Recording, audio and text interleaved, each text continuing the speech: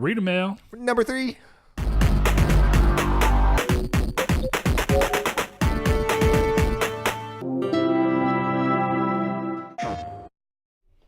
Hello and welcome to Triangle Square, the PlayStation Podcast. I'm your host, Brett Beck, and alongside me, Mr. Saul Bridges, bringing you guys Reader Mail, episode number 3, new and revised as always. Not really new now that it's the 3rd episode, but you know. For all those that don't know, this is quite different from our normal Triangle Squared podcast, where we're a little bit more adult friendly. And Kid. Oh, okay. I got you. I was flipping up what you were saying. Yeah. My bad. Our normal show where we is a little more kid friendly, except for when I accidentally drop an F-bomb. Get a load of that guy. But my bad. Where we ask you guys on Twitter, Facebook, and on Patreon for you guys, and YouTube, to ask us questions, and we answer them. Every Monday, Wednesday, Friday, you will see a post on Twitter and on Facebook, and ask us all the questions there. This is where we answer every single one of them. So yeah, Yep. This is. We also post on Patreon. So that'll be the Monday. That's the first Monday of every week. Monday of every week, I post it on there. And patrons also get this show right after we get done recording it. Because of my out-of-town schedule this weekend, we are recording this on a Tuesday. So as soon as this gets uploaded, or as soon as this gets done, I'll get it over and upload it onto Patreon. So our patrons get it early. We appreciate your support. And of course, if you ask us questions, we'll denote that you are a patron, and we appreciate it. But go on, Saul. Didn't mean to interrupt you. I like you getting to do all this part. Yeah, it's fun. You get to sit back and relax like I do in normal episodes. Yeah, it just makes the episodes more different. But yeah, and so as Brett said, for Patreon members, you get this show whenever we get done recording it. Most of the time, we try to shoot for Monday. And then the rest of you people on YouTube and all the podcast services around the world, you can hear us on Friday. And you can find us on Patreon at www.patreon.com/Nartech. Is www even necessary? Required anymore at this point? Not. No. You can find us at worldwideweb. / No, there's no slashes. HTTP. So, yeah, you can find us at http // Actually, it's a // It is a / yeah. / www.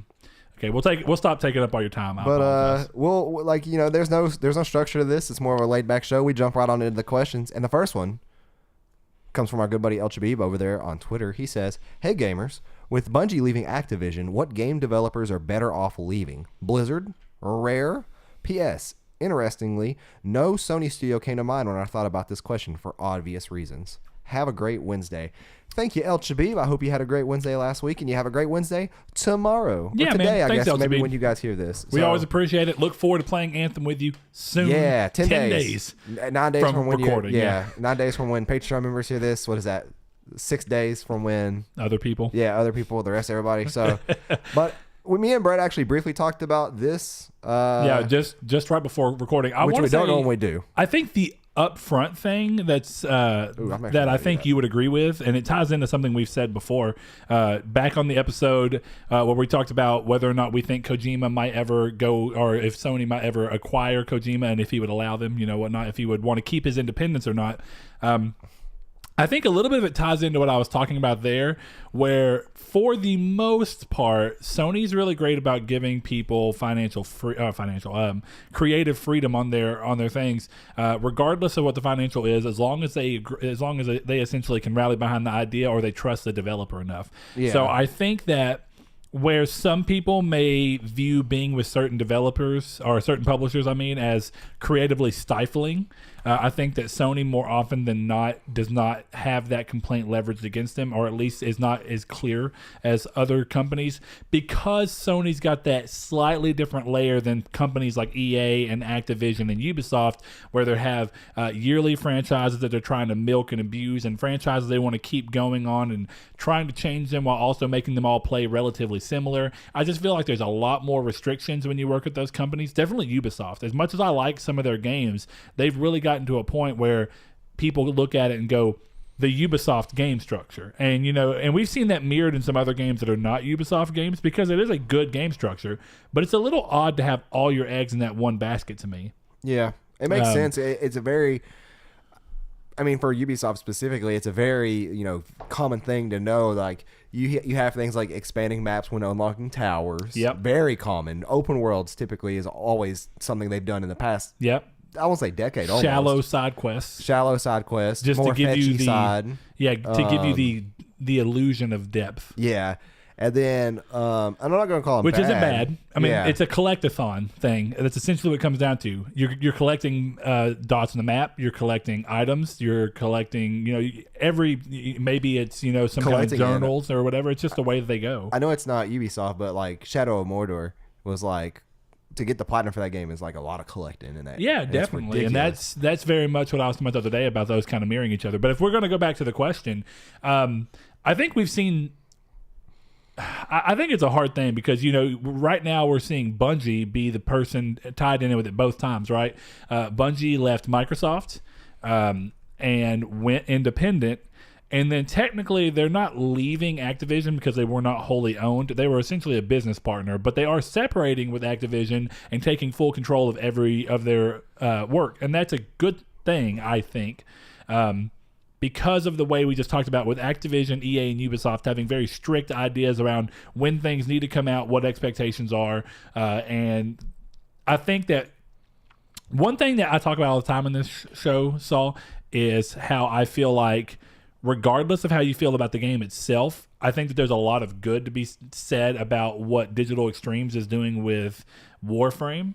Yeah. And that only really can happen because Digital Extremes they're not having to bow to the whim of anybody else. Nope. Where I feel like if Bungie's smart, and I know that they have some of these ideas that would probably be very cool, and some of them Activision let go through, sure. Some of them I'm sure were stifled somewhat by Activision, not only from deadlines, but also, sales expectations and things they want to work in. But I think that there's upsides to it. Honestly, if I had to say, it would be some of the developers that have been tied to people, that have been tied to publishers. I think one example, I personally I think Bioware would do a lot better away from EA. And there was a time when they were away from EA. One of them that got shut down, unfortunately, that I think could have straightened themselves up if they weren't trying to work around EA and EA's wants, would have been Visceral. I think that if Visceral would have been left alone to make the Dead Space trilogy they wanted, there's a lot of information that shows pretty heavily that EA is who got in the way of that series being as great as it could have been. I still think it was a great series all the way through, but it could have been even more. So those are two examples. I think EA is a slightly egregious offender of that. Saul, is there any other ones that you can think of immediately? Not immediately, no. It is ironic, though, that at time of recording, LGB would say Blizzard, and now Activision Blizzard has laid off almost 800 employees as of today. Yeah. I guess I'll give that. I'm not nearly as big of a Blizzard fan as a number of my friends. I think I would even go to argue... Where do you lie? Do you think you consider yourself a big Blizzard fan? I mean, because Diablo is pretty much it for fan, me. Yeah. I liked Hearthstone. I did not like World of Warcraft. I did not like StarCraft. No, I did like StarCraft. But what's their it just got shut down. Heroes of the Storm. Did not like that game at all. But I liked Hearthstone. I liked playing around in StarCraft, and I liked Diablo. Diablo being my favorite. So as a interested Overwatch fan, I think I did like Overwatch.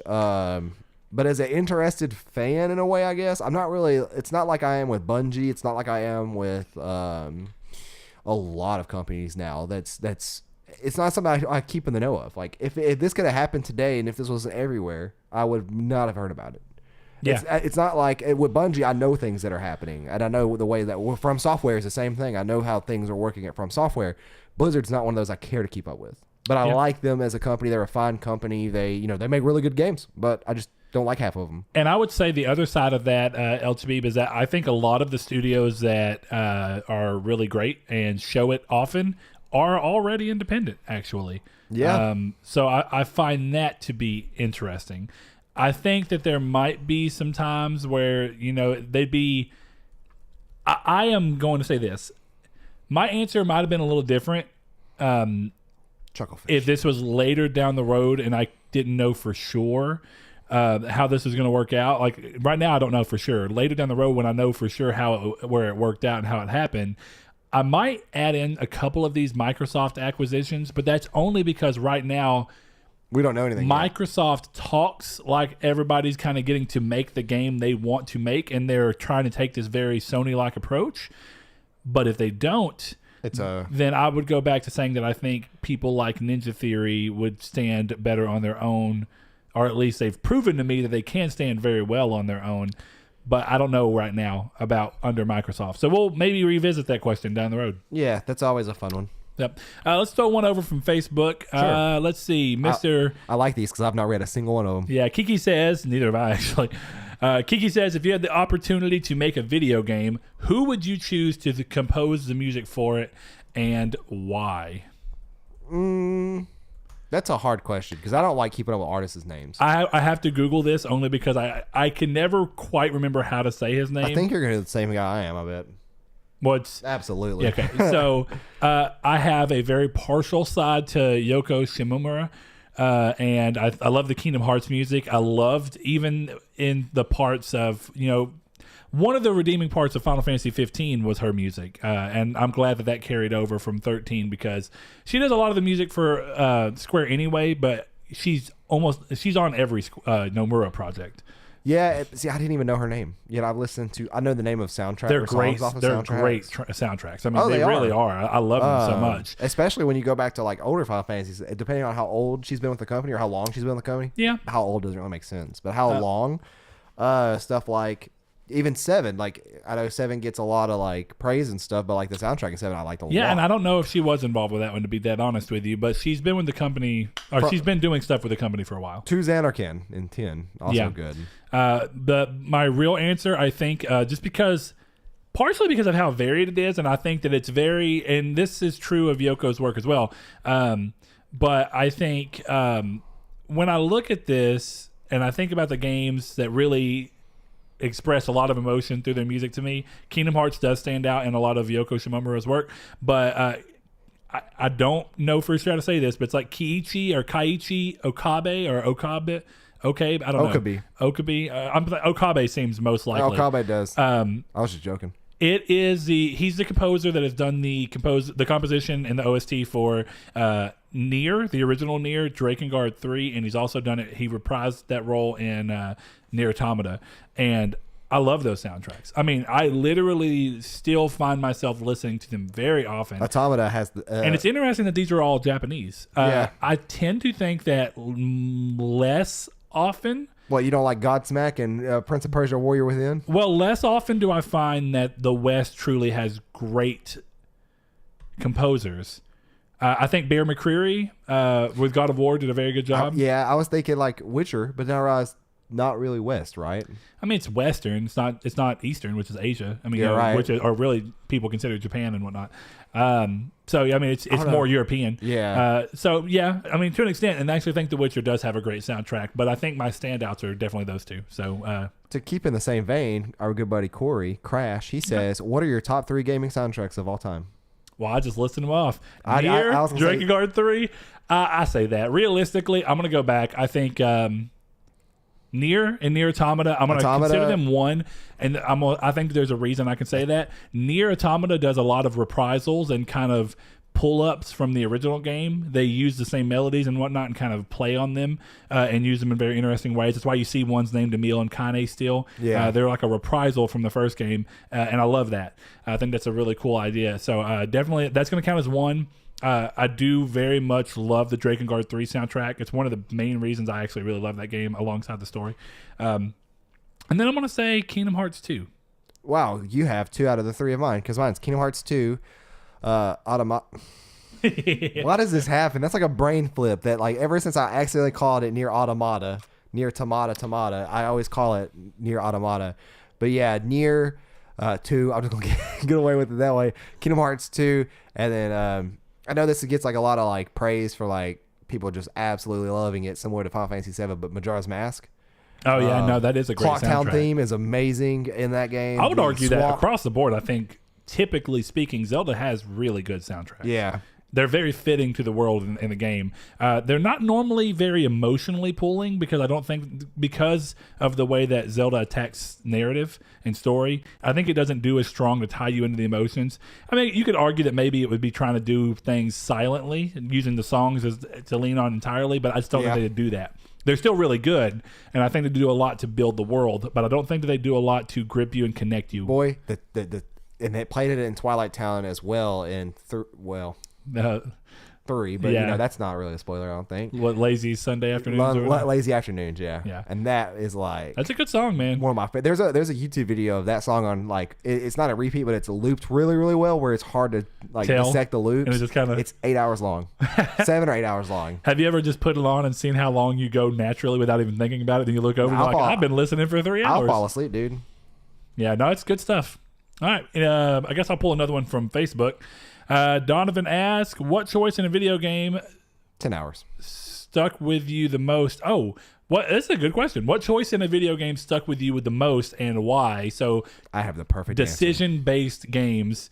Now, this is a little weird because to answer this question, we have to essentially be spoiler of whatever game we say. Yeah. So I'm going to put that wall up now, and I'm going to try and Well, no, we don't have to put it up now. We could just say spoilers for. Well, that's what I'm saying. Okay. I'm just saying I'm gonna try and answer and give context to the reason why it's my answer without ruining too much of the game. That makes sense. So roll on. Detroit. I'm still really, really mad at my ending of Detroit, and it really bothers me. There is no spoilers for Detroit. That was not. Right, just know that there is something that you have to do at the end. That was not a choice. Yeah. Nope. I count it as a choice because it gives at the end there's something that happens and it gives you two choices. Well, and both of the two choices are regrettable. It's forced me into it. So yeah.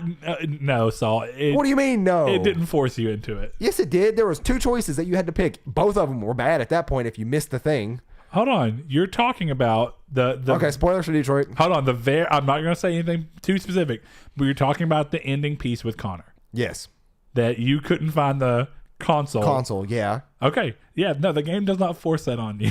No, I'm saying it forces, if you fail that particular part, it forces two really bad options on you. That's the two options I'm talking about. I was forced into that. Yeah. By my own bidding. But it's still, I regretted that whole, 30 minutes of playing. If I remember the options, I'm going to use my hand to block it, isn't it?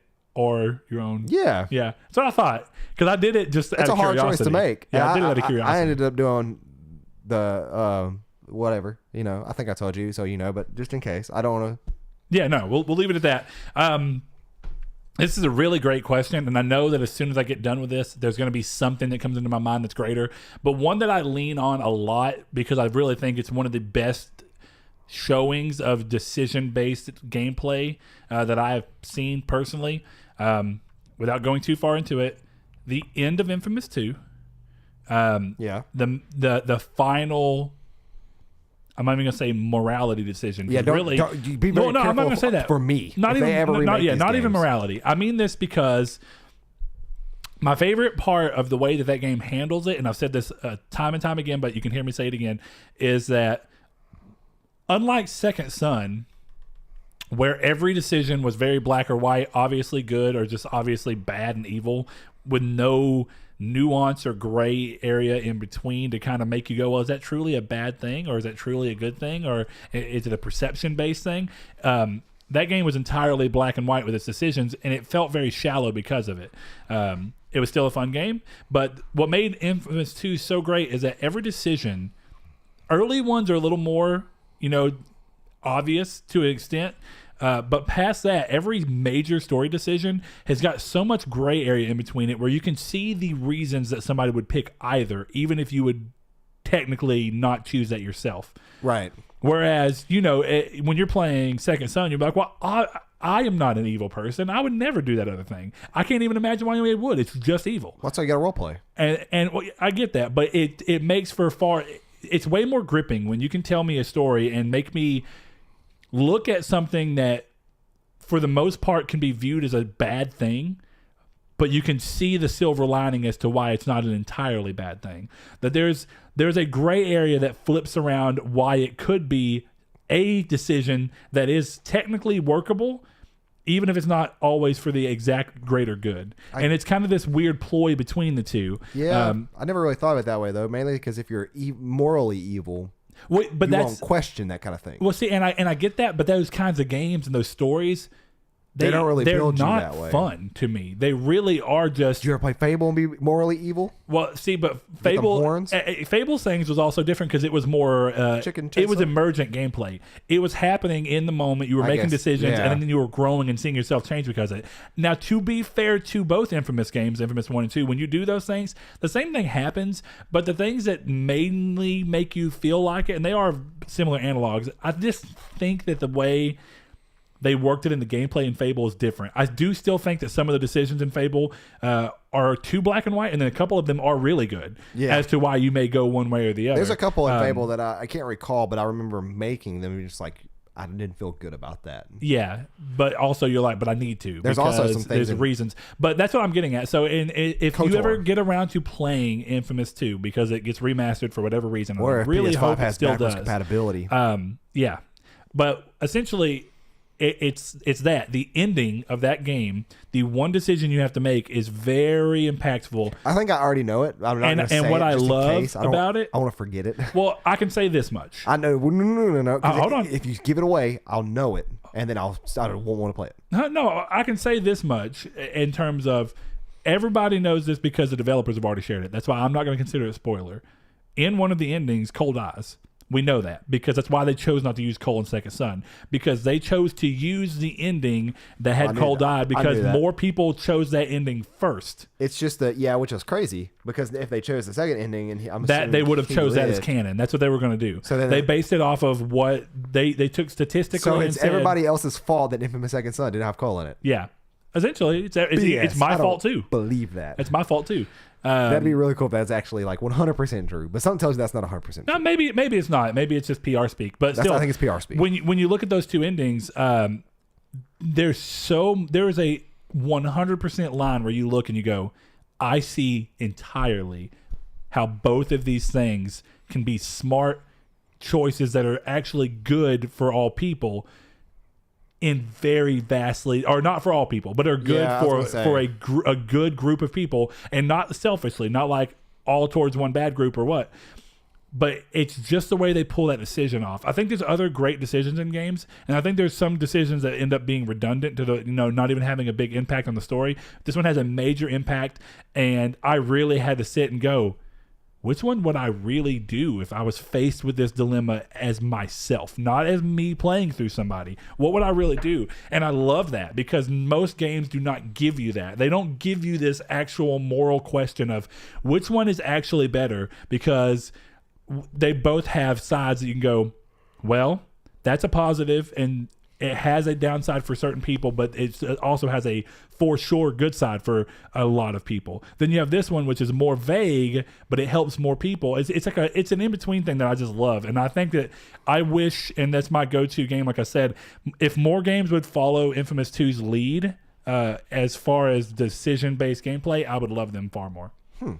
Sometimes I just get to the point now in binary decision-based games, not like Until Dawn, where it's more in the moment, a lot of constant decisions because they're like trigger decisions where you're doing them quickly because they're coming quickly, and almost a reflex. Yeah, reflex decisions are fun to an extent because you're like, wow, this could have a huge impact, but it's happening so quickly, I don't have a chance to think about it. If I was to have a real answer, if that sure doesn't count the ending of Mass Effect 2, like the end of Mass Effect 2. Oh, okay. Yeah, that's a good one. For me. I liked Mass Effect 1, 2, and partially 3. Let's see, another question from Twitter. Our good buddy World End, he says, are you guys watching Game of Thrones? If not, why? Final season comes out this April, and I got into it at season 5, and I could not deny how great of a show it was after you get past the first few episodes, which are super boring. Brett doesn't. I tried. I think he tried too to watch it. I tried to get Brett to watch it. I loved the show. I read half the first book, and then I somehow fell out of that. But we're 100% up to date on it, starting probably... We're being you and Annie, just to... Yeah, me and Annie. Just to clarify. We will probably... next month we get married. So I believe that... I would say... Mazel tov, so. Mazel tov. That the week of me... the off time we're going to have getting married... After getting married, we'll probably restart it to get to the new season. Like, we've already watched it, though. To prepare. Yeah, we're just kind of re-upping ourselves. Yeah. It has really good world building in it. So, I don't watch it, and the quick reason as to why is that, yes, the first episodes are a little boring, Yeah, they are. There's a lot of world building within the first season. I watched the whole first season. Yeah, the end of the first season. And the first season, my rule of thumb for everything, because I just don't have enough time for everything, is that TV shows, if the first season does not get my attention to a point where I'm drawn to watch the second season, 9 times out of 10, I'm not going to end up watching it. If I naturally start to see part of the second season due to being around someone else and then it picks my interest up, I will continue. But I can't control that sometimes. Yeah. And it's essentially my cutting off point. And it's the same thing I do with a game. I essentially go, on these episodic games, if the first episode doesn't really pull me in, I'm not going to bother with the rest of them. If the first couple of hours of a game doesn't really pull me in, a couple of games I will... Because I know by the type of gameplay they're going for, they're going to pull off. I almost quit playing Red Dead Redemption 2 because of early on. And I'm glad I didn't. Yeah, that game starts purposes. Really slow. Yeah. Like the whole snowy area. And it's a little too overly tutorial-y. Oh, no, it is. Why is the second chapter of the game a tutorial? Why would the first chapter not be a tutorial? That's a good game as an example of what another game recently has done really annoying to me. And it's like you walk 5 feet, cutscene. Done with the cutscene, you walk like another minute or two, and it's cutscene again. It's like, let me play the game. Yeah, the game did it quite a lot too. I got you. It did. Yeah, it's a fair argument. But the other reason, as to outside of that, is one of the big reasons I had, and it's not really anything against the show or even anything. It's just a problem with the type of show that it's trying to be and how early it started. Before long TV was long form television. 2008, I think, or 2005. Yeah, or 6. When you think about older long form television. They weren't always granted the budgets that newer ones are, because now they know it's a viable platform. Used to, it was kind of taking a chance. Like, we're going to make a lot of hour-long episodes and tell a really intricate story. And so the early seasons, production quality was just really rough to me in a number of areas. I think there's a couple things there. It's essentially trying to be dark fantasy to an extent, but I don't feel like it's capturing that visually in a way that works to me. And I don't mean dark fantasy entirely. Obviously, that shows way more about the politics than it is about the creatures. And that's why you see this complaint leveraged against it all the time from people mocking it, going, every season, winter's coming. Every season, winter's coming. And then eventually, it kind of happens. Yeah. It came out in 2011. That also makes sense. I was thinking 2008. I guess I got that mixed up with Breaking Bad. Maybe. Breaking Bad Breaking Bad was 08, I think. So anyway, that's essentially what it is for me. Every time I was watching it, I was like, it just visually looks cheap and underproduced. And that's probably because it was early days. It was for the first season. And that's not anything to do with the show's fault. Realistically, that's the budgeting from HBO. Some really impressive CGI in the newer seasons. I'm sure. And it's just that I'm not in a point where I have the time to really get into it now. And you got a lot to catch up on. And it's already kind of just lost me. So yeah, no, I understand. It's gone. It's gone. Yep. Let's see. Another one from Facebook. Sean May asks, after everything you've seen of Anthem, do you think Bioware will redeem themselves with what they did with Mass Effect with their new IP? Being Anthem. I was going to say, is that Anthem? Yeah. Okay. Yes.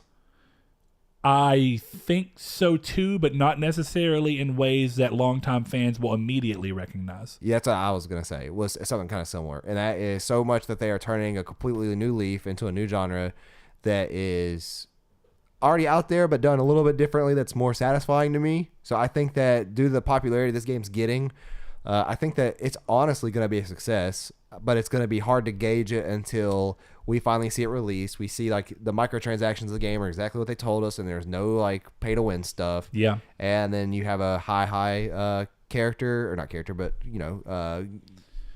gamer.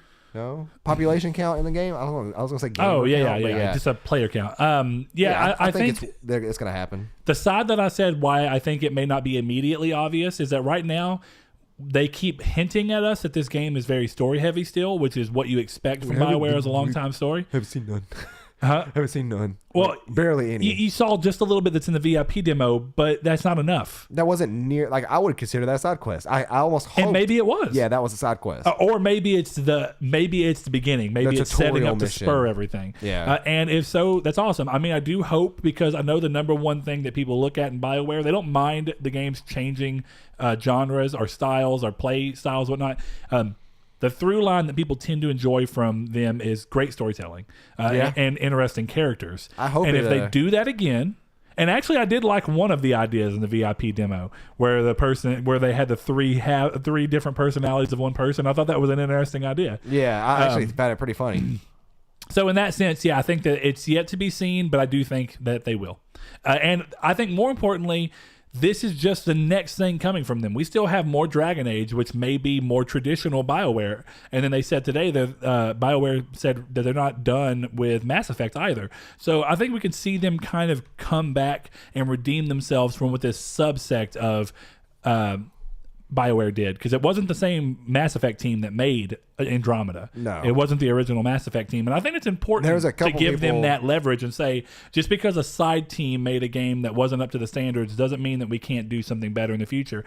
And maybe that team also learns so that they can make a better project in the future. Yeah, there's a couple of people on that Andromeda team I did not like at all due to some of the stuff they would say on Twitter, but also they also made a live action. Neil Blomkamp, director of District 9, made the film Conviction, and it looks debuting tomorrow night. Yeah, it looks good. So I said that specifically for the people who listen to this on Wednesday. I'm sorry, I just never realized that. If you saw this on Friday, 3 or 4 days ago, our good buddy over there on Twitter, Mr. Pumpkin, he says, "What moochies? Help me, please. What munchies, food and drink, do you like for a gaming session? I love Pringles, but they're not good on the mic for other people. That's the truth. Love Pringles." That's a very good answer because that is actually my favorite potato chip. Like the sour cream and onion and the salt and vinegar Pringles are my jam. I've not had salt and vinegar. Do you like salt and vinegar chips? Yes, I love them. They're the best salt and vinegar chips you'll ever have. See, I like the kettle cooked ones. No, the kettle cooked ones, you know why they're nasty? Because they're diamonds. The kettle cooked chips are like eating a bag of rocks. They're hard. What do you mean? No, not the ones I'm talking about. They're flaky. I'm talking about the kettle brand. Oh, no, I'm talking about ones that are kettle cooked. I like the flavor of their chips, like the jalapeno chips. Yeah, but their chips are kind of hard. Their chips are rock hard. I have really hard teeth. Like, that's a weird thing to brag about, but like, I can bite into things that I shouldn't be able to bite into and not. I'm sorry, actually, it's already locked down. Well, I was going to say, what does that even do anyways? But well, it's like the guys, the Bill Burr joke that I love so much where he's like, why are guys like out in the cold wearing shorts? Like, my legs don't get cold, as if that's going to be a mating thing that women will look and see them.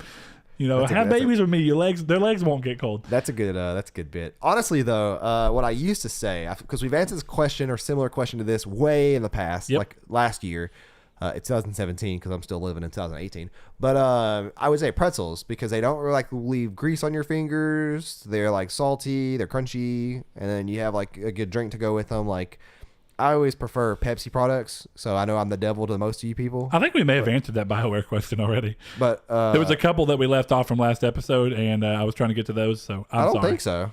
I don't think we did either. I'll ask Sean next time I see him. Yeah. I don't think we did, because I know he goes back and listens.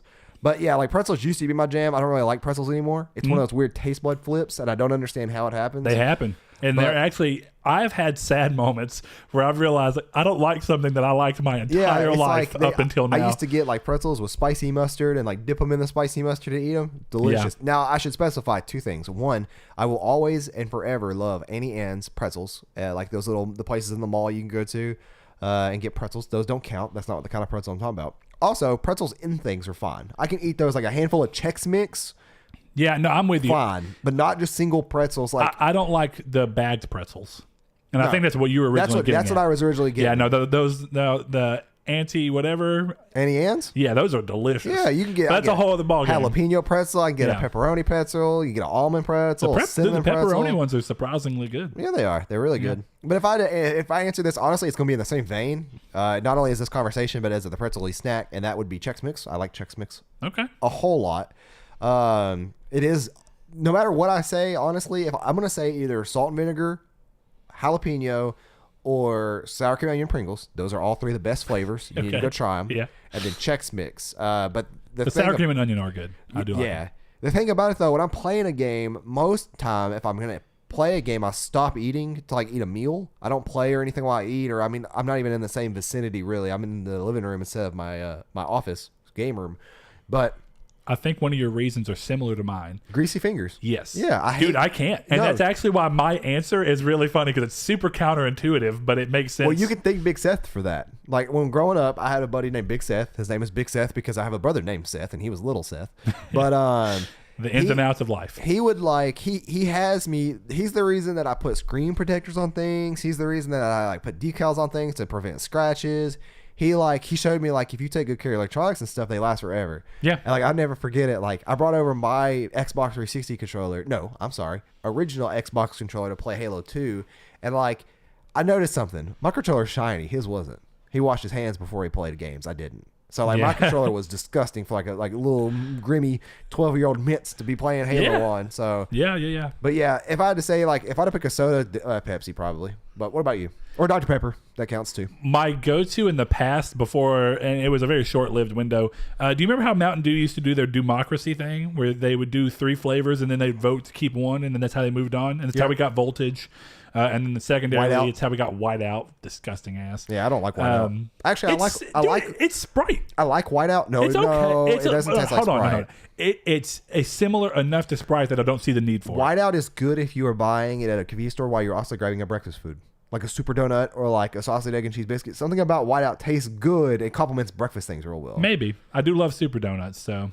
I hate super donuts. They're so good. Actually, you know what's weird? I know I hate those, but I've been craving one lately. Dude, I ate 2 this last weekend because it's been so long. I haven't eaten one since February of last year. And then over this weekend, we stopped at a convenience store. We were driving the 6 hours, and I was like, I saw it, and I was like, I need it. I need it. For those that don't know, super donuts aren't really donuts. They're just like...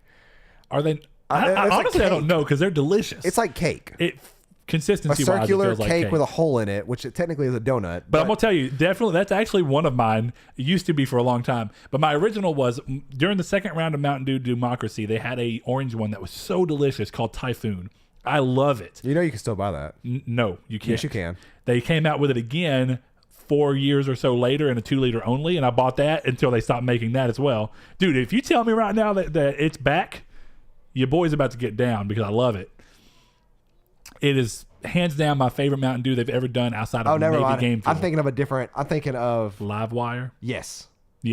Okay. I knew it. They're almost similar in color and design in a way. Yes. Anyway, that was it for a long time, and that and cereal. And I was going to say cereal makes no sense for a lot of reasons because you can't even play the game. You have to literally pick the bowl up and go on. Life hack. Here's what you do. You grab yourself your favorite circular Tupperware container that is shaped like a cup. It's not a cup. It's a container that's like a cylinder, basically. You take your cereal, you pour it in there, you pour your milk in there, you drink it. You just drink it while you take a big old mouthful of cereal out. I don't agree with that. You should. There's something about the way that you try and balance milk to cereal ratio. I like that is really fun. I like soggy cereal, so I should state that. Certain ones I do too. My favorite cereal from a just sheer how you eat it perspective, I absolutely love any kind of, like mine is Fruity Pebbles.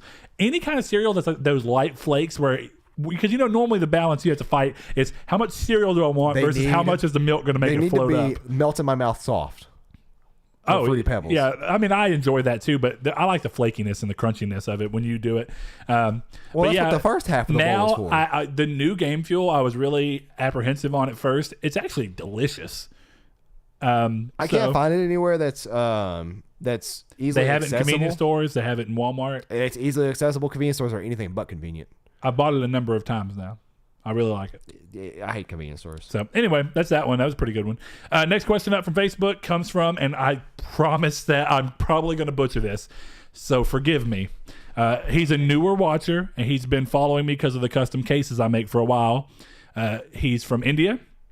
Very nice dude. Great to have conversations with, even though we're on completely different time schedules. So hear me out. Rohit Mukherjee. Please tell me if I'm way off.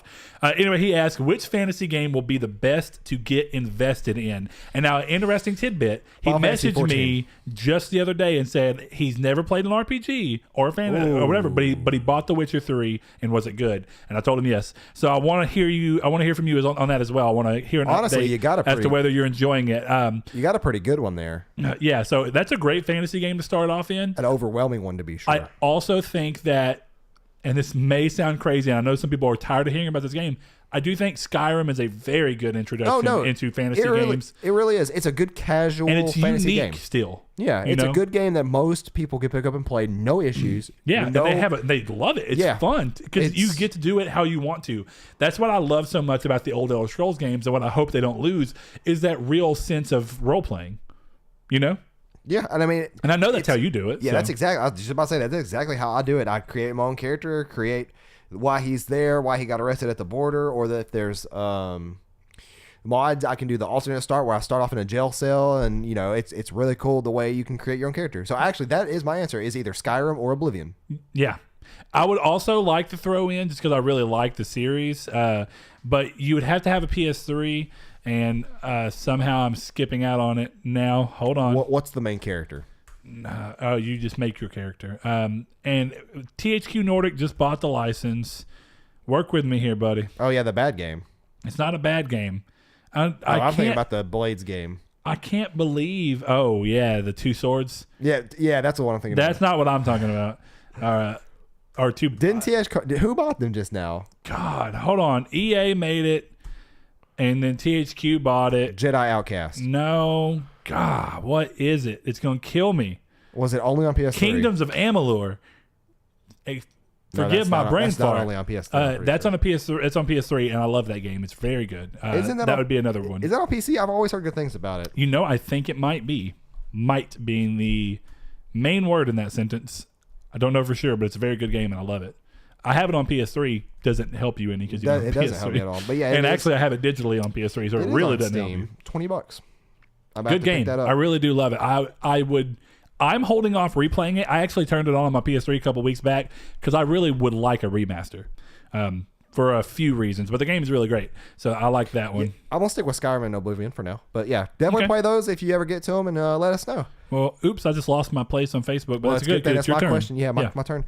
Our good buddy Corey/Crash. Second question of the night. He says, what are your favorite Keyblades from Kingdom Hearts 3? They could be multiple, like which one did you like aesthetically and which ones did you like for battle? Boy, let me tell you. I'm going to give a brief, mild spoiler warning for Kingdom Hearts 3. If you don't want to know what kind of Keyblades are in the game, veer off. There is aspects of this conversation, though, that I would rather go into at either in impressions or something similar to that, just because how some of them play. But I'm going to go with Ever After, the one you get from Tangled. I was trying to think of the name. Kingdom of... Corona. Yeah, like the beer. But Kingdom of Corona, Ever After, and then the Monsters, Inc. You said it earlier. Happy Gear. Yeah, Happy Gear. You got a good magic one. You got a good strength one. And I played mainly with Ever After. There was times, though, during the final boss battle of the game that I actually ended up switching because one particular phase I felt like I wasn't doing enough DPS burst damage to get through. No real spoiler there or anything. Yeah. And I swapped over to the Happy Gear and threw on some other equipment to make my strength higher. I was still like 10 lower than my magic. Yeah. My max magic, I should say. Yeah. I got you. Ever After. Really cool form. Not really gonna say much about it, but it's a really cool, really overpowered Mirage Lance. It's very good. That's just a name. Trying to be vague. Just a name. Yeah. Well, people got mad when Rage form leaked. Everybody knows that now. Okay, well, sorry. Hey, to tell you guys, mine are also. I used Happy Gear almost throughout the entire of the game once I got it because I started leveling it up and I really liked it. Visually, I think it's a cool looking Keyblade enough, but mainly I just really love how useful the transformations are. I think I found myself leaning more on Keyblades that had multiple transformations. So essentially, the Happy Gear, you first fight until you get your 3 bars up, and then you'll eventually go into Agile Claws, which are amazing. And the number one thing I love about them is that the yo-yos are cool too, but the main thing I loved about the Agile Claws, and then the yo-yos are still there, but I felt it was better with the claws. Do you remember in this? Do you remember in 2 that they had an ability that you could do where you essentially would swing the Keyblade and it would close in the gap between you and your person? What that is. They took that out because they started putting it into Keyblade forms, and now it was about using. I don't know that I agree entirely. I won't get into that, but I don't like that. I wish. But I'm glad it was at least in a Keyblade form because I liked how definitely I ended up using the Happy Gear for the secret hidden boss that's in the 14th battle gate. The bad stupid boss. Yeah, it's okay, but ain't got none on will, son. Yeah, I mean, it's not a good. It's not even. I don't even know if it's a secret boss. I don't even think I'd consider it that. I wouldn't. But either. It's the hardest boss in the game. I think that's probably true. Which is crazy because I hear people talking about how easy he still is. Oh yeah, he's not hard. I did die once against him playing on Proud, but there you go. How many times did you die? Never mind. We'll get into this in the Yeah, we'll get into that later. But yeah, I really like that one, and now I'm gonna go ahead and throw it out there. I just unlocked the Ultimate Keyblade, and it's so good. It looks dope. And the forms are a big reason as to why I like the Keyblades, and I really love the Keyblade synthesis where you get to level it up. But we can save the rest of that for later. But the Ultimate Keyblade is amazing. I'm bleeding. Anyway, next question. Going back into this is actually also Kiki, just sticking in line of when it was asked. He asked, without going into story details, what has been your favorite thing about Kingdom Hearts 3? So we're going to limit this to one thing. Yeah, mine has to be combat. I actually prefer it over the Kingdom Hearts 2 battle system. I wonder if he's gone back on that yet because he was high in the moment. Yeah, I thought you were talking about that. Kiki, to be fair, not me. Say, boy. Though I do think in some ways it is immediately more gratifying, though I think that Kingdom Hearts 2 offers more depth.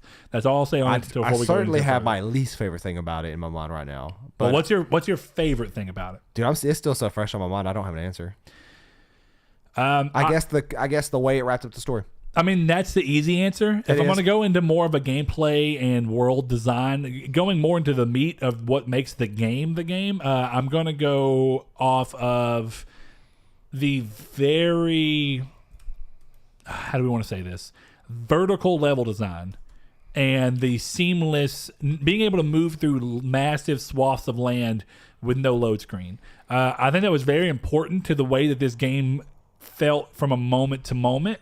And I think that they did a couple of things and took some liberties because of that. Used to, Sora was just a little bit quicker because I guess it kind of made a feeling of, it made up for how many times you had to go between a little slight load window into a new area by making you feel more fast. This time they pulled it back a little bit, but they added, the ability to run up the walls and all that stuff.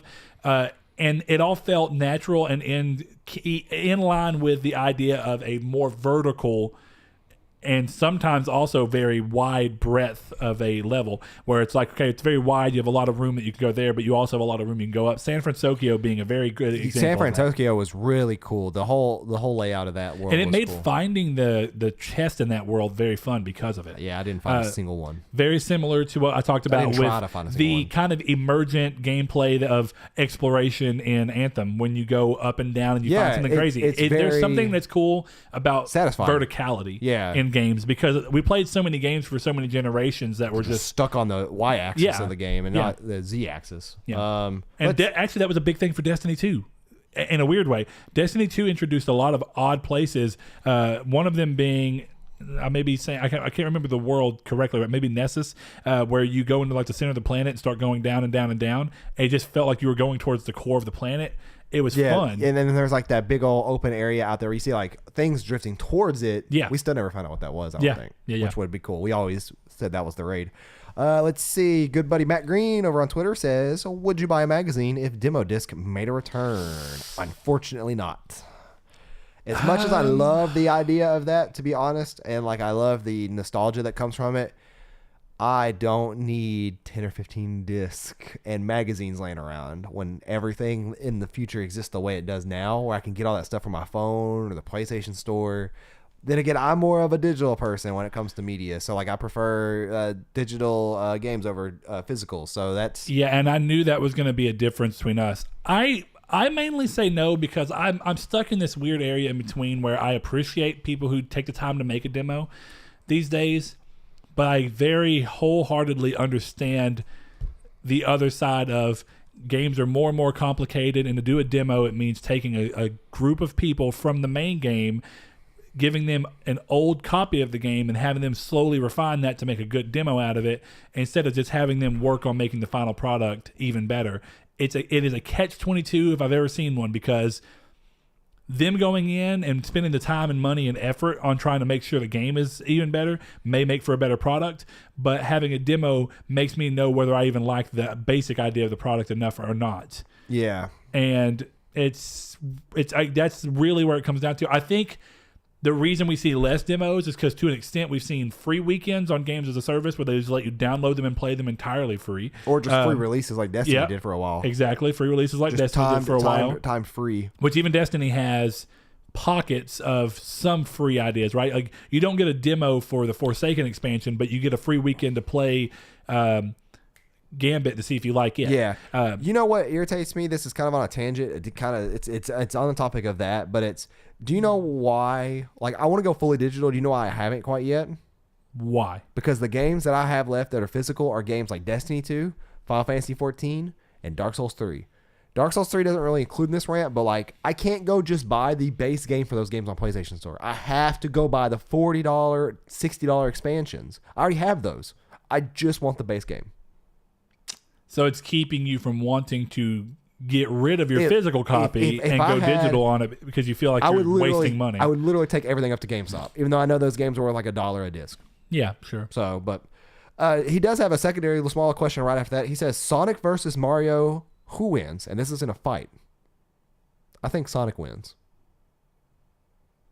But then he says, and which is the better mascot? In a fight, Sonic. Yeah. It's really hard to fight that speed. It is. But who's the better mascot? Mario. More iconic.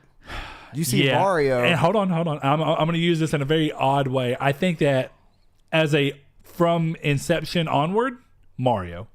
Undeniable. You can't design and everything else onward, Sonic. Well, and even past that, I'd go as far as to say relevance at times. I think there was a point in time where Sonic was a real threat to Mario. Oh yeah, for sure. But what he stood for, he was edgier. He had, he was to show off he was speedy. And half of there he was to show off he was speedy. Well, hold on. Half of the reason that they even worried about making Sonic a fast-paced game was to show off how quickly they could pull stuff into frame and load it, or really how much stuff they could have on frame and move through it quickly. And it was like amazing that it could do that because you'd never seen that. Mario was slow in plotting because of the way that the game design works. Excuse me. But Sega was like, well, how do we show that we have a more powerful console? We're going to make something that's quicker, faster. We're going to make him more edgy as a character. We're going to make him have a more crazy design that ties in with this idea of more a cooler design. Yeah, whereas Mario's design was very much based in how do we make a very simple, because of how old Mario was even by the time that Sonic came in, Mario was always trying to stay relatively true to his basic of original 8-bit sprite. Whereas by the time that we get around to Sonic, we're dealing with 16-bit, and they're going far more. Right. And his shape and curvature. I think there was a point in time where you could argue either way, but obviously I think there's the major impact and everything. It's going to be Mario. Let's have a hot seat Saul question. If you could pick one of the two, and their entire respective series would disappear if you pick the other one, who would you pick? Mario. I don't. In terms of, I want his to disappear because it wouldn't affect me. The only thing I would pick Sonic because I like Mario. Like here's the only thing: would Mario going away, everything else associated with Mario would be gone. Well, hold on though. What about Smash Bros? Yeah, he would not be in Smash Brothers. Well, no, that's fine. But would Smash Bros itself exist? Kirby is the real thing about that. Oh, here you go. Yeah. I don't know if this is going to reach, but we're going to laptop You stuff. know what? Actually, you know what? I'll just go grab it out. Well, maybe not. But yours isn't on that side, is it? Yeah. Oh, yeah, it is. We're good. Don't worry about it. Okay. Sorry about that. That's an interesting question. Back with your scheduled I've never cared for Mario. It just is what it is. Okay, let's go. Another Facebook one. We have a dump. I'm going to do a couple questions. A couple of quick ones. What are your opinions on hibachi? I assume that's a type of food. Hibachi grill, yeah. Because the only reason I know this is How I Met Your Mother. Because it's hibachi billing with a vaudeville twist. Okay, so do you know what Osaka's is, right? Is Osaka's considered hibachi? If you go to the grill area, that's a hibachi grill. Oh, when you sit at it. So essentially what Shogun's does as well. That place has been closed for 10 years. Yes, it has. Oh, I thought you said what it is. Like what it was. Okay. No, what it was. I'm sorry. It's basically a grill you go to with veggies, all kinds of different like delectables, and then they make it in front of you. I don't care for the food, but I think it's a very interesting idea. I like it. I just hate having I hate it when they seek your validation for something. They're like, yeah, it's good, right? I'm like, it's good. I wish I was eating in peace right now, but it's good. So like, I hate going to them, but like, I like reasonable. The idea of them. I'm too awkward for that. Saw a loaded question from Donovan, and then I'm going to put a couple other ones in here. Who's your favorite member of Discord? This is the most loaded question I've ever seen. Yeah, it is. Me. I was gonna almost say you, because I was like, well, I know you in real life, but I guess that's not fair to Corey. So you know what? All I'm gonna do is say me, and you can call me conceited, but it keeps me from getting anybody else's bad side. I love myself. I do love myself, actually. Okay, you want to throw another one in, or is it the last one you had? Oh, you're talking about me? Yeah. Oh, I got 4 more. Go ahead. Let's throw one in. We'll sprinkle a couple of these in there between those. This might. I'm trying to think. Is that technically going to be in the news? Because if it is, we can answer it in the news. Nah, okay. That's actually a little old. I purposely didn't include it because... Gotcha. Because of this. Okay. It may not even go through. I know more people watch... Yeah, more people watch the show, including people who watch Reader Mail, so then I didn't want... Well, you can quickly explain what it is, if nothing else. You're aware, right? Yeah, so basically, Kiki says, what are your thoughts on Pennsylvania lawmakers wanting to add a 10% tax to mature-rated games? And they're calling it... Awful. A sin tax. Yeah, it's awful. Which is more funny because of math. Separate religion from state, please. Get it out of here. Okay, I think I stand on two sides of this. I'm not overall, I'm against it. Saying that, I'm just saying, please don't mix these things together. Overall, I'm against it. Now, my main reason for being against it is that I think it's foolish to tax us for something even more when we already deal with enough taxes. It's an unnecessary tax. We already taxed, the item's already taxed. We shouldn't pay more on top of it. But at the same time, that would also argue that the unhealthy tax that they put on cigarettes and stuff, it's a mix. I don't honestly know where I stand on that. What's funny about that is I'm pretty sure big tobacco companies are still making that money, so it doesn't matter. Who knows? But essentially what goes down, the reason I'm on two places of this is that I think that if it wasn't being fueled entirely by religion, and the only reason we say that is because they're calling it the sin tax, and this is happening specifically for religious purposes. Yeah, I'm going to do some research real quick. If this was a group of people saying that, hey, there are problems with violent video games to an extent, and that turns out you can't just Google sin tax. There's two benefits that come from it, right? I forgot. If parents notice there's a higher charge for it, then essentially they'll be less likely to buy the game for their kids and give their kids games unfettered and just completely unreviewed. Just go play this game that we don't know anything about to shut you up. So apparently, I don't think that's fair for parents to do. But go ahead real quick. Well, it loops in with alcohol and tobacco, candies, drugs, soft drinks, fast foods, coffee, sugar, gambling, and pornography. So yeah, no, I don't agree with this at all. I don't agree that you should be taxed based off of what you're buying and should be punished for that because somebody doesn't agree with what you're doing with it. Yeah, I think as almost acting as a regulation or as a deterrent from people doing things that I think are irresponsible, like giving your kid who's 7 and it's a little different because technically I played Grand Theft Auto when I was 7 and nobody ever sat down with me and said this stuff isn't real. But Grand Theft Auto at that point in time was also Grand Theft Auto 3 and not nearly as detailed. Well, I wasn't 7. The Grand Theft Auto on PS1 I was, but that was really bad. So anyway, maybe I was 9 when I played Grand Theft Auto 3. Whatever age I was, I can't remember. When you think about it in that sense, you're kind of playing this weird game of, I don't think that you should give kids that and just to pacify them and not talk to them about it and explain what it is. I think it may even be honestly a better parenting tip to not let your kid play those things until they're old enough to full on have a conversation with you and you go, you can play this, you can have fun, but understand what you're doing, understand what you're playing, and understand that this isn't representative of real life or how you're supposed to act. Maybe that's around 11 or 12. Who knows? I think you know your own kid better, but I know a lot of parents, and this comes from working in retail, specifically GameStop, where they would come in and just go, I would have to say, hey, this is rated mature. I've got to make sure that you know that before you buy it, and you've got to give me the okay or whatever. And they go, oh yeah, it doesn't matter. And the kid would be 5 or 6. Yeah. Or 7 and playing these games, and I was like, I could tell that when they say it's whatever, not because they're going to have a conversation with their kid, it's because they're just trying to find one more way to pacify their kids so they don't have to deal with them, and that's a problem. The flip side of that is, let's say it was not proposed from a religious standpoint, and they said, "Look, nope, it's still bad because you're being punished." Yes, for things. And I still agree with that. Philosophically, I don't believe in taxation to that extent. But let's just say, would I be more okay with it this way? And if this was the way it was proposed, yes. If it was proposed that violence can be a problem and that there are real world examples of violence that could be spurred from certain people going a little bit crazy with movies and or games, and they apply it across the board. And what they do with that money is it's not actually a tax that goes back to anything. Instead, it's essentially like when you buy this game or this thing and it's violent based, we're going to take that money and we're going to give it back into programs that help people who've been victims of violence. Right. And I think that would be a great way to approach it and a great way to try and do some of the things that they want to do. Even the religious people, all they really want to do is keep kids and people that they don't, some groups are extremists and want to keep everybody from playing it, but others are genuinely worried about certain people that might fall victim to it.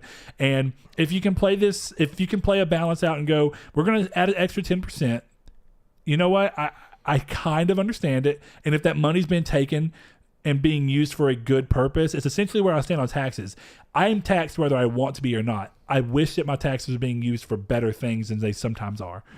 Yeah, and I agree to that to an extent. I don't think that you should ever be, and unfortunately it's like that no matter where you are. Yeah. On other things like I mentioned beforehand, but I don't think that it's right to tax people to punish them for that, because you're not going to deter somebody from buying a game because it costs an extra $6. You're going to deter.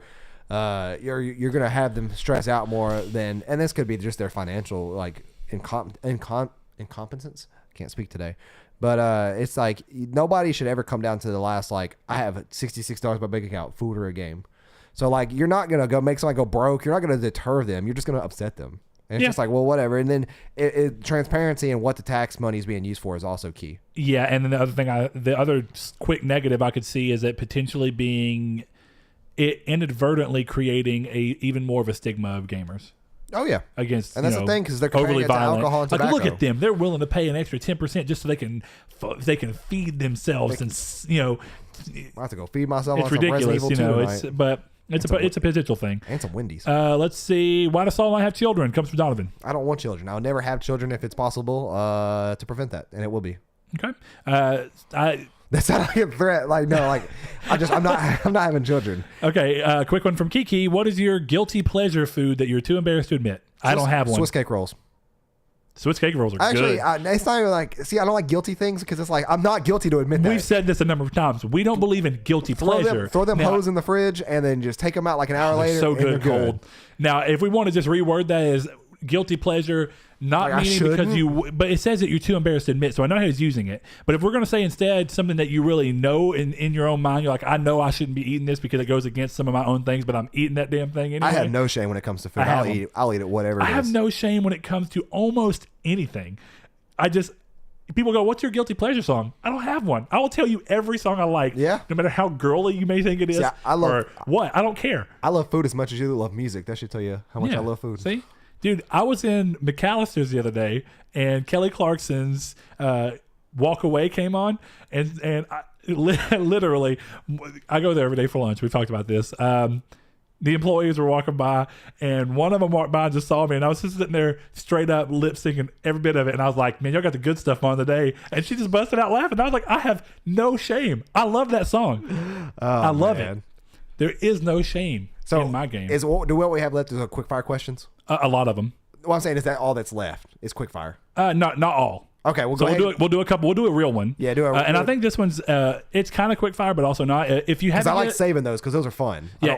If you had to get a tattoo, well, and even then, I'm trying not to do too much where we backfire on too much because they get harder to keep up with. Hey, there'll be one day where we don't get any questions. This is a cool one. Or at least I think it is. If you had to get a tattoo besides the narwhal, and I think that's very much aimed at me, what would you get? Narwhal. That is aimed for you because I already got one. Yeah, but I think he just meant pop punk anchor on my wrist. Yeah, because I'm seeing kid emo. Yeah, because it keeps you anchored. Keeps me anchored. Keeps my because I'll say that's what people say is having on their ankles to like keeps me grounded. Keeps me grounded. Yeah, and I keep.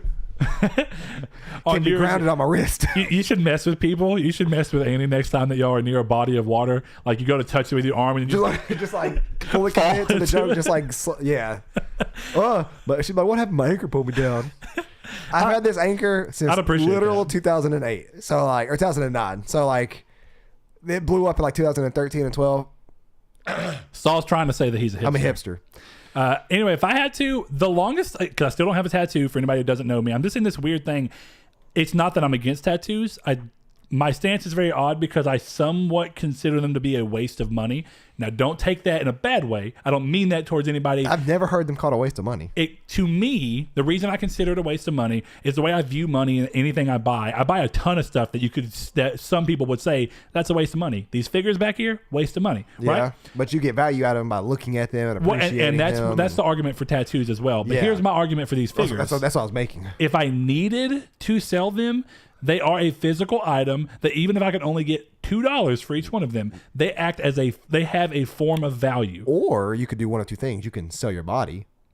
Or you could sell your body as ad space and get a big MySpace tattoo across your forehead. That's what I was about to say. The only way that you can honestly the only way that I can say that getting a tattoo has a potential profit for you in the long run, or the ability to make money in return off of, a return of investment essentially, even partial, would be if you're a model who's known for their tattoos, if you're a tattoo model, which exists, or if you do something, be it a prostitute or whatever, that someone would find the tattoos even more attractive on you, and it would act as a business expense essentially. Now, that's a crazy way to view that, and it doesn't mean that I think that anybody that has tattoos don't deserve them. It's just really hard for me to look when people, like my wife being one, she gets tattoos, spent like $300 on a certain piece. I can't remember which one it was. And in my mind, I'm like, I just can't justify that. The piece I want. I can do so much with $300 that would give me the potential. So I was like, if I buy $300 worth of games and I beat them relatively quickly and I trade them back in or sell them, make like I can make $200 probably back. half of that back. Yeah. And I was like, that's just a very different thing. You can consider games a waste of money. But outside of that, and I debated, if I'm going to get a tattoo, for me, it truly has to be something that it means something to me. So if I'm ever going to get a tattoo, a narwhal would be one that I would get because I really like narwhals, but also because now we have Nartec.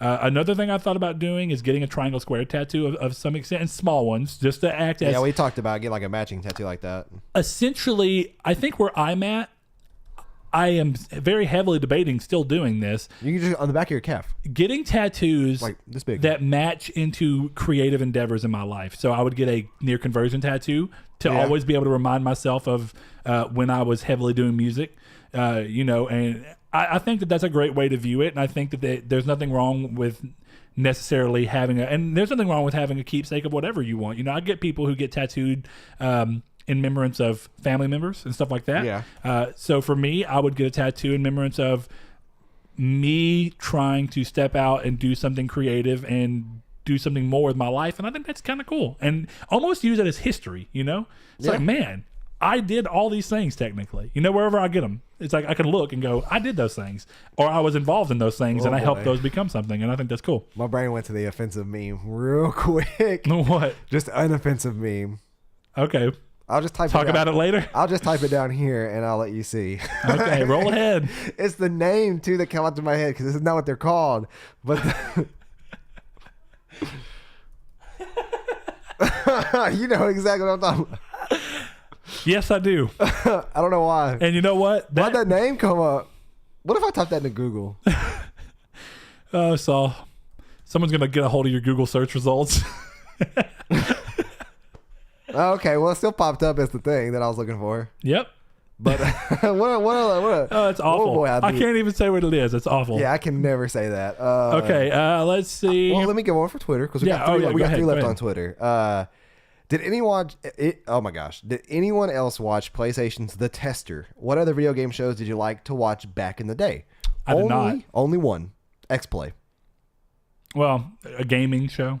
Is that what the question was? What video game I'm shows? making sure I heard you. Yeah. X-Play was fantastic back when G4 was on point with Attack of the Show, but that wasn't really. Now, that seems aimed at more actually covering gaming and stuff. I really liked. That's what X-Play was. Hold on. What I mean by that is like news based and reporting based. That's what X-Play was. Not always. Not always. One of the. Well, hold on. I meant G4 at that point. Oh, okay. G4 as a whole was mostly that, but one of my favorite things related to gaming was Code Monkeys. What is this? I did not like Code Monkeys. I love Code Monkeys. It was hilarious to me. Tried watching Code Monkeys. I couldn't do it. Yeah, it's just funny to me. It's one of those things. So, no, I didn't really have anything outside of that I watched. Didn't have a lot of opportunity to watch stuff like that. So, I had G4 for. I didn't even have G4. I never had G4. I watched it at Devin's house. Oh yeah, we had a DVR. We had it. You got to bum those friends off, Yeah, we had. Get a DVR. Boy, you don't know true life when you're watching Scrubs and you like commercial up, click, click, click, and you're done. See, that's why whenever Netflix had Scrubs, it was the best. Yeah. Okay, let's see. Will either of you ever adopt a husky? Donovan, I have adopted a husky. I would never adopt a husky. And Roxas died because he got parvo, and it makes me very sad to think about. And before that, Blaze adopted a wolf named Kyrie, oddly enough. And that was a good dog, and it got hit. I don't know that I can take it anymore. I have a sadness when I see huskies, but also like they're so damn cute. Yeah, they are. I love huskies. I would never adopt a dog. Let's see. In my current life. If it would be, it'd be a pug. Here's a fun one. I'm not if your joking. eldest brother's got in a fight, who would, Oh, we already know the answer to this one. I don't know if he means if you and your eldest brother, but if your I think if your eldest brother's got in a fight, who would win? Out of our 2 older brothers. Mine would. Yeah, I think so. RC's like 5 inches taller than I am. Yeah, I think More so. filled out. And he's a filled out dude. He also has like 2 black belts, so Yeah. like legit black belts. Yeah, no, I don't doubt you. I don't date you. No, so I do date you. Him and Seth got into a wrestling match at Christmas. Boy, Seth got the business. Got the red face. Got real red face actually. He got the real big business. Any more specific questions? Yeah. Which of you had your real first kiss first? Age, not date.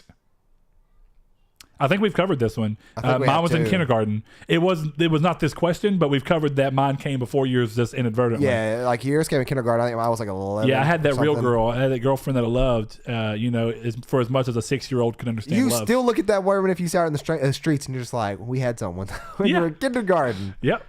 It's important. You got to know these things. I roll by Fairview and I think you're the school that tore me and my potential future wife apart. If a friend I love my current wife. It's obviously. If a friend hadn't played a video game in over 10 years, what 5 games would you recommend and why? And then what 5 games for your enemy? This is such a great question. It is, but like you can't think about it. We talked about that's what I was trying to do. I'm not going to overthink This has to be a gut response. Yep. So if you've not played video games in 5 years, and that's it. That's a pretty good window of time. What would I tell you to play? 10 years, 5 games. Oh, 10 years, 5 games. Yeah, My so bad. wait, what? 10 years, even crazier. Okay. I'm going to tell you to play. Ooh. I gotcha. It gets crazy because you almost want to be like, well, this one's for technical purposes. But you know what? I'm going to blow their mind slowly. The Last of Us. Because you're all going to be like, what? How did games get this better looking in this time period that I've not played? The Last of Us came out 10 years ago. I mean, The Last of Us came out in 2011. I know. But, okay. Have you ever seen those stupid memes where it's like... Or actually, 2013. I said 2011. 2013. Oh, it did come out in 2013, yeah. But the stupid memes where it's like... 2018 was only 7 years ago. And it's just like, I'm about to blow your mind. Yeah. Anyway, so I think The Last of Us, because I think that if you have not played games in 10 years and you saw The Last of Us, you'd be like, what? Yeah, that's a good one. Then I would slowly just work it up. Partially to blow your mind, I think The Last of Us is a great fit because I do think it's also a great story, as much as some people argue that. You have your own opinion, that's fine. I do think it's a great story, and it's a pretty fun game. So I think it's a great fit because it's beautiful. It shows where gaming has come as an introductory.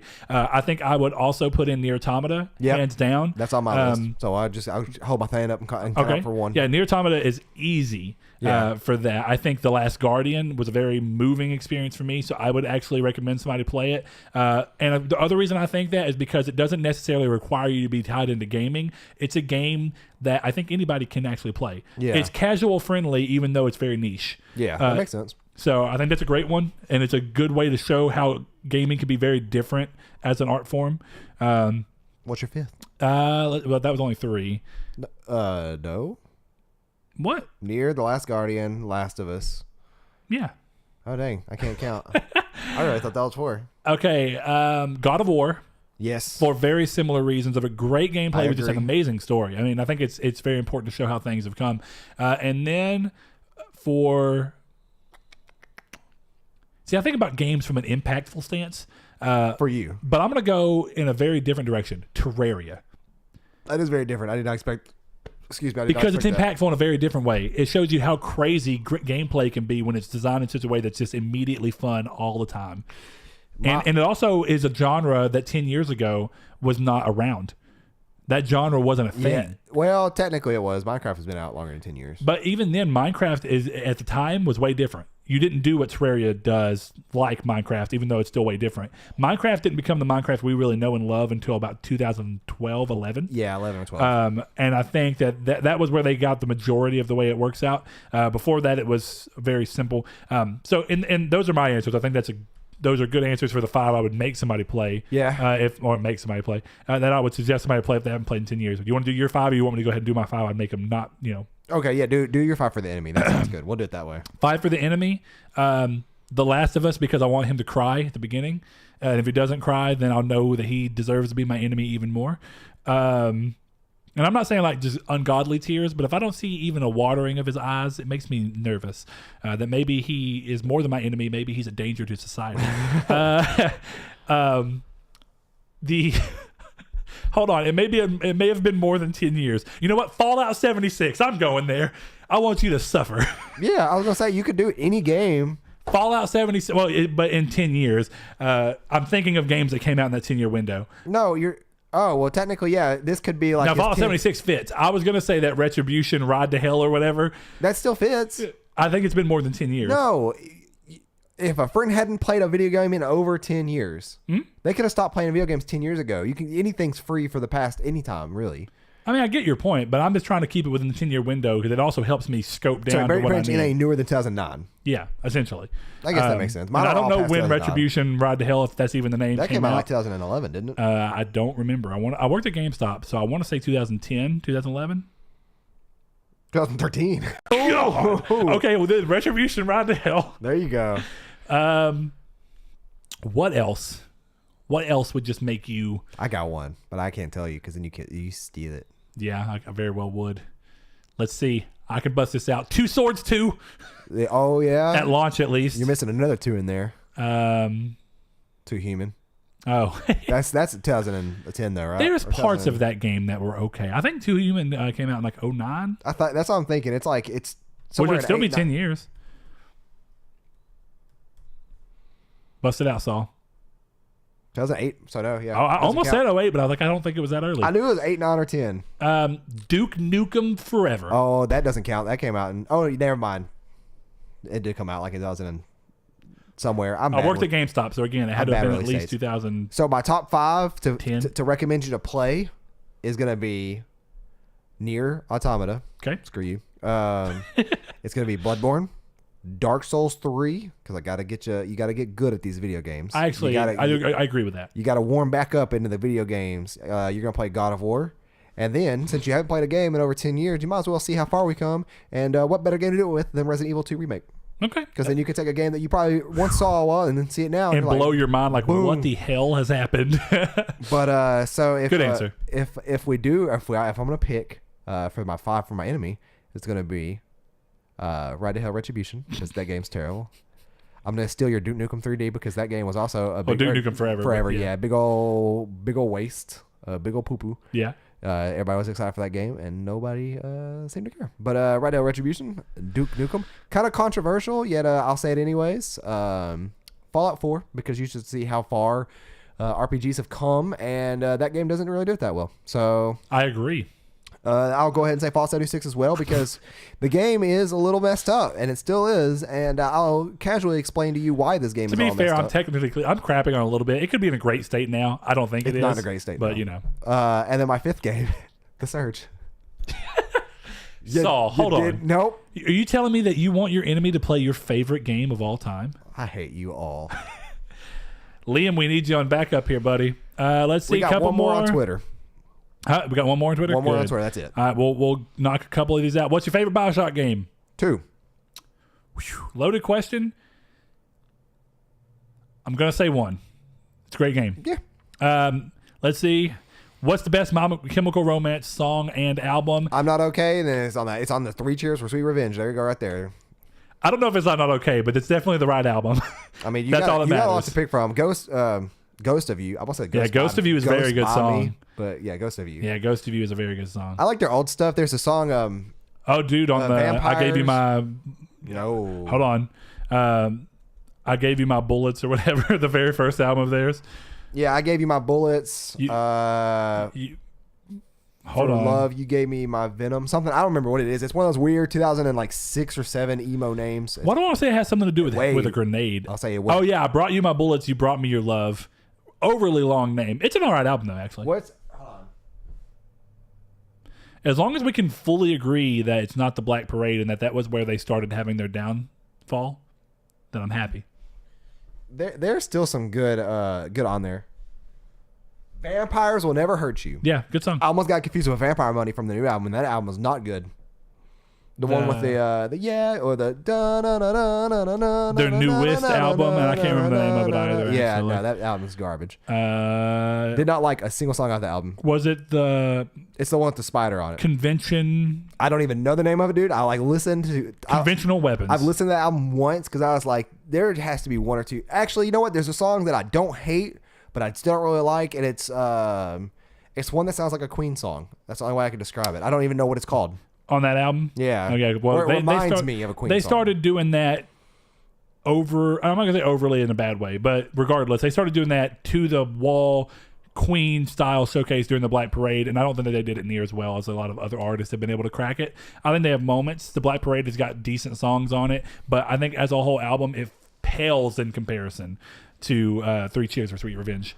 That's their seminal album to me. I mean, it's literally perfect. You start it and finish it. It's even though so there is like 2 good songs on, or 3 good songs on Sweet Cheers. I mean, not Sweet Cheers. Black Parade? Yeah. No, yeah, dude. I like Dead is awesome. And then Teenagers I balance on, but it's mostly I Don't Love You. I hate that song. You hate that song? That's the one where it's all super slow. Yeah. And dude, that song is not, it's cringy from a performance perspective. It's not a good song to me. Screw you too, then. This Is How I Disappear is all right. It's a good album. I mean, I'm not going to completely crap on it. It's a decent album. The Sharpest Lives is an all right song. Who is this? Who knows? Ethan Mario Herring, if you're listening to this, what's up, dude? Shout out to my boy in Discord. I've never seen your name in there before, and it did not say you joined, so I'm thrown off. Well, maybe he's hiding from you. His Patreon, too, so hey. Let's see. A couple more things. Kiki has one in here. Says, do you think people will keep buying games filled with intrusive microtransactions? Of course. Yes. We see it never will stop. And it's definitely not going to get any better with these freemium games like Fortnite that encourage you to do so. Although I don't necessarily know that they're intrusive. I do agree with that. I don't know that microtransactions have to be bad. That's all I'll leave it at. That's very true. Okay, let's see. Liam has one. Is Kingdom Hearts 3 as emo as a Paramore, My Chemical Romance concert, or Hot Topic on a Saturday night? I would say Hot Topic on a Saturday night. I would cry more at the end of 3 than I did 2, so I'm going to say Paramore. Okay. Kiki asked, how much money do you spend on video games? Is it more or less than you spend on other forms of entertainment? That's the only form of entertainment. Exorbitantly more than I spend on any other form of entertainment, because it's essentially, I pay what? I don't even pay for Netflix. My mom does, and I pay $1 for Hulu a month right now. So the only entertainment I literally pay for is gaming, essentially, and I spend a lot of money on it because I bought my TV just to play games on. In the past 3 months, I've spent almost $300. I mean, in the past 1 month, I've spent almost $300. If you go back to the very beginning of the year, I've spent $500 in gaming. Yep, a lot. Josh asked, who is better looking, Ventus or Roxas? Ventus has a cooler style, I think. Well, one of them has just the slightest shade of hair color change. Yeah, it's true. It's like lighter. It's Roxas has lighter blonde hair. No, Ventus has lighter blonde hair. I just got it mixed up. So Ventus looks better. I know. I like Roxas' style. Don't answer all the Spitfire questions. Well, I'm not going to answer them all, but a couple. Knock some out. I don't want to. I like them. They're fun. Who are your favorite male and female voice actors in the business, and least favorite? I don't really know about least favorite. I'm not a good person for this. Kira Buckley was really great as 2B. Yeah. I mean, really, that was a standout performance for me. I don't know who does the voicing for Axel, but I think that one of the reasons I think Axel is such a great character, outside of, don't get me wrong, sometimes his writing is leaves a little to be desired. A lot. Some of the Kingdom Hearts writing does. A little to be desired. All the puns tonight. But I do really think that the voice actor for Axel is a big reason he got he got as notable as he did. Because the wrong voice actor for Axel could have easily made him an annoying character. I'm not really a question or a person for this question. I really there's like you said, Kira Bucklin. I don't know why I keep wanting to say Kiera, but it's not. It's now, and I can't remember his name off the top of my head. The guy from 2B. The dude who played 9S. 2B. I've talked about him before. Yeah, very good. Yeah. Solid performance. I was honestly Kyle McCarley. Yeah. I was honestly Buckland. Yeah. Anyway, It is. I thought I said Buckland. Kara Buckland, but I may have said, I don't know. My wife's original last name is Buckley, so that might have gotten into my brain. No, I love those. I think that there's a couple of others. I think that Who voiced Master Chief? I don't know. I like his voice. It's a mixed bag. I actually think that T.C. Carlson, is that how you say? Is that his name? I have no idea. Yeah, T.C. Carlson used to do the voice for Kratos, and I actually really liked it. I thought it was a great voice. It tied into the idea of back when voice acting was very much about creating a character with your voice, and I feel like, which is what Master Chief perfectly is. I feel like it's a little more dry. And now, well, but I'll give you this: it does reinforce the idea that he's supposed to be this kind of emotionally dead soldier. He's someone he's a soldier. He's beaten down, broken down. He's calm, calculated. Everything he says is dry. They tried to kind of expand upon. He played Super Bomberman R. Apparently they have Master Chief in that game. Oh, nice, very nice. He played Quantum Break. Interesting. Harlan. Okay, all right. Don't know who that is. I do. Yeah, I'm not too good with voice actor names and stuff. Yeah, but I will say in general that there's a lot of great voice actors. I don't know them all, and that's honestly something I should probably start working on, because I do find that this industry has a lot of areas that are not given the appropriate light of. They're not given their due in terms of how much they actually add to the experience. Part of that being music, and like we talked about with original soundtracks, and how much they can make or break a game. And I think it's important that when you know and you hear a great soundtrack to you, that it's worth saying it to the person who made the soundtrack. I think that's really good. I think certain people feel underappreciated. Some of them may not. Some of them may just really love doing what they're doing and being like, it doesn't matter. I'm part of something bigger than myself, and that's cool. But voice acting is another thing. I think when people do have a great performance, I think I'm going to start trying even more to reach out and tell them that. That makes sense. That's a good gesture. Okay, let's see. I want to make sure. I think that was the last date that I needed. Okay. Hold on. No, there's one more, and I think there's only one question on it. Oh, there's a couple, but they're not crazy. This one's fun. Who would win in a fight between Piccolo and Kuwabara? Piccolo is Dragon Ball Z, obviously, and Kuwabara is Yu Yu Hakusho. Kuwabara would. Oh, no, he wouldn't. Piccolo. Piccolo can regenerate. My boy from... Special Beam Cannon. Oh, hold on. Kuwabara is the voice actor, is also the voice actor of the guy from Power Rangers, and I can't think of his name. The blue bat guy. What? The blue bat guy. From what? Power Rangers. I don't know enough about Power Rangers. Anyway, it doesn't matter, because guess who would mess up both of them? Tagura. My boy Tagura is cheating. Tagura is ugly. He's too swole. Don't need him in this world. Get him out of here. He is too swole. Very much. He pushes past the level of Broly. When you see Broly in his max form, you're like, dude, just settle down. Something about the art on Tagura, though. Like, I don't... Oh, it's almost like it's purposely it's like unappealing. Too much, yeah. Yeah. I think so. Who was your first wife who saw? Mr. Donovan asked both of these. Princess Zelda at Ocarina of Time. Ooh. Dead serious. Tying slightly into the young boys liking females in school clothes, Kagome. Oh, from Inuyasha? Inuyasha, yeah. That was bae, man, for a while. I got to say, I really, really liked her. So I think that's the first one that I can remember saying, like, you know what? I definitely think that. Oh, yeah, it's Goldar. In Power Rangers. I'm sorry. Tell me this is not the same voice real quick. But he wears like the golden armor. Yeah, I might be incorrect. Quick question, Saul. Could you go vegan? No, absolutely not. No, I never would. Me either, boy. And you know what? One last one to end this whole show, and it's going to be important. No, it's not. We got El Chabib's question. Oh, yeah, you're right. Then we'll save this one. Go for it. Okay. El Chabib's question is, and a really good question. He says, I understand you guys are not very fond of the Marvel movies. What reasons do you have? Any favorites? And then he goes on to say, personally, I find them very good at entertaining and definitely the best comic movie universe that Marvel Studios have ever built. Have a good one. Well, thank you, El Chabib. I think that you slightly misspoke that. I think he's saying it's the best comic movie universe, and Marvel was the one who built it. That Marvel Studios have built. I think he's saying it in the sense of it's the best comic movie universe, and Marvel's built it, because there's never been a comic movie universe until now. That's maybe, but like it's That's what I definitely mean. the best comic book movie universe that Marvel Studios have built. Maybe his wording's right, but I can definitely get out of that he means that Marvel's the one who built what he considers to be the best. Maybe. Because prior to Marvel, one didn't exist, realistically. Well, yeah, kind of did. No, not a universe. I think that's very important to say. Yeah, universe. The movies were all separate beings. I've spoke about this before, but I'm not a huge fan of the first 2 Avenger movies. But I like everything except Thor 1. Now, see, there are these weird Marvel movies that I don't care to see. I saw Thor Ragnarok. That movie was good. Don't care to see. Didn't watch it because Thor 1 and 2 neither did anything for me. I saw Thor 2. Never have seen all of Thor 1. I just get so bored by halfway through I'm done with it. Dude, the first Thor movie is so bad. Going back to his statement real quick, 9 times out of 10, those movies are entertaining. They don't even really have to be good. They have to be entertaining. So what people go for. Thor 1 was not entertaining to me. Thor 1 was an entirely across the board boring movie. And the thing about Marvel that's so weird is that Iron Man 1 was a fun movie and honestly actually kind of a good start. It was a good movie.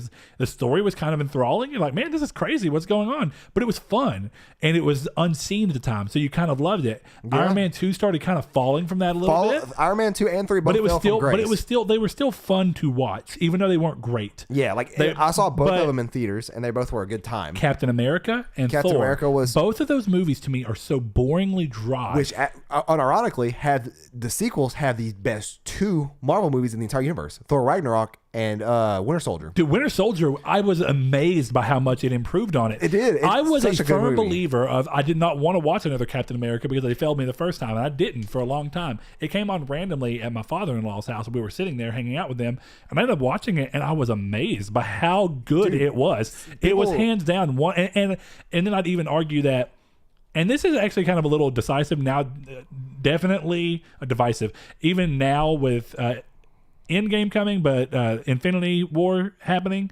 I think that also the next Captain America, which was Civil War, was also a really good movie. It was fun, but it also had a lot more depth than I was used to. Yeah. And it started swinging more dark, which is also something you saw continue to happen in Infinity War.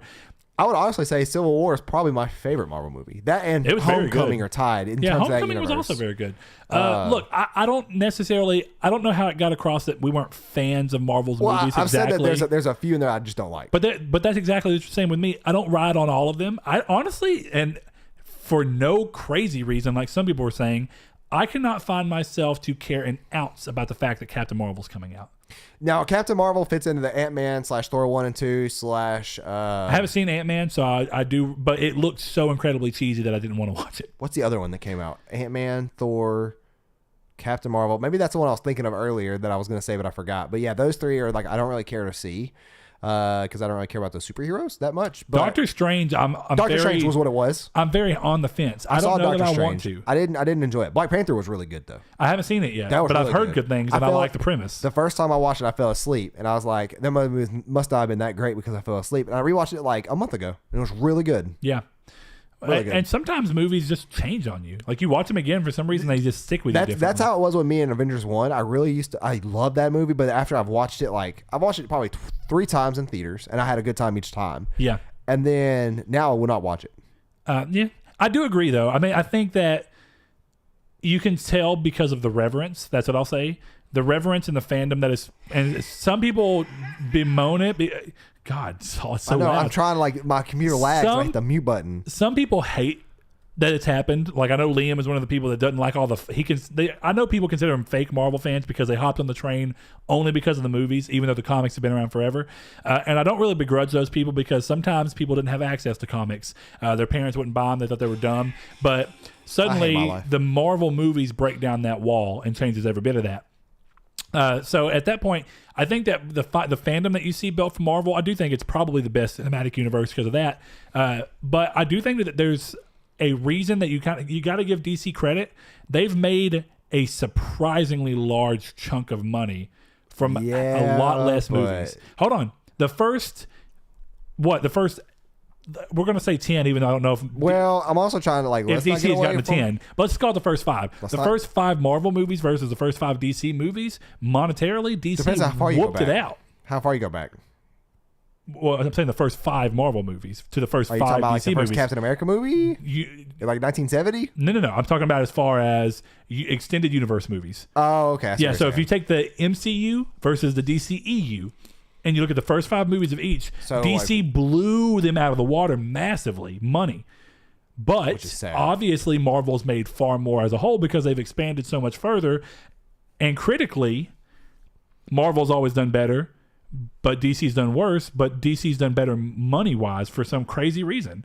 I mean, Aquaman has gotten actually favorable-ish reviews, but it's made a massive amount of money. Yeah, I wonder what that is on Rotten Tomatoes. But yeah, like LGB, I'm really excited for Endgame. And yeah, I am too. I actually really enjoyed, again, it was one of those moments of, and actually we left out one of the best ones. I actually love Guardians of the Galaxy. Oh, dude, Guardians of the Galaxy 1 and 2 are both They're very good movies. And actually, I think they're my favorite Marvel movies because of the way they go about doing it.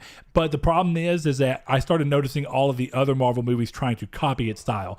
Thor Ragnarok felt entirely like, what if we just took the idea behind Guardians of the Galaxy and put it into Thor? And it's just kind of too much.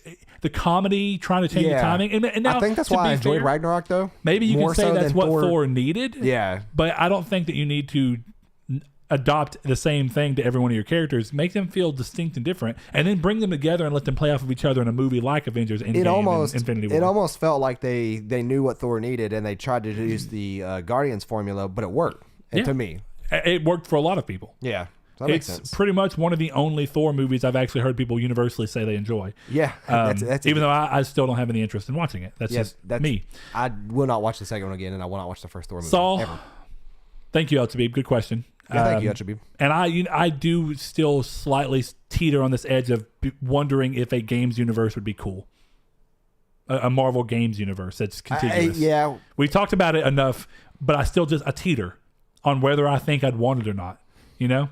I'm curious to see how it would work out. Yeah. Anyway, the question to end all of this episode, the important one, and I missed another one, and that's funny, but I'll save it. Him, which is How I Met Your Mother for the uninitiated. Oh, yeah. Or The Office. Office, without a doubt. Him, without a doubt. No. And see, this is why I knew that this is going to be great. No. So this is time for a classic debate, Saul. I want you to finally admit that you can't even have a real opinion on this because you've never watched all of How I Met Your Mother. I watched the first 2 seasons. Say it. I still watched the first 2 seasons. Say it. You watch the first 2 seasons of The Office. I'm gonna make a poll on Twitter that I'm gonna win in favor again. You peeking over there. Say it. You are like blowing people's speakers out. I don't care. What, I haven't seen the 3rd season. You can't even answer this question because you don't have the information. What question? You can't answer which one's better. I can. And to be fair, I'm over here grilling you. He doesn't even say which one's better. He actually, who's that? Donovan. Donovan. I know why he said that because he knew this would happen. The implication is which one is better in my mind. Now, if it's just which one do we prefer, for me. Then fine. That's a different ballgame. Which one do you prefer? Him. Oh, you suck.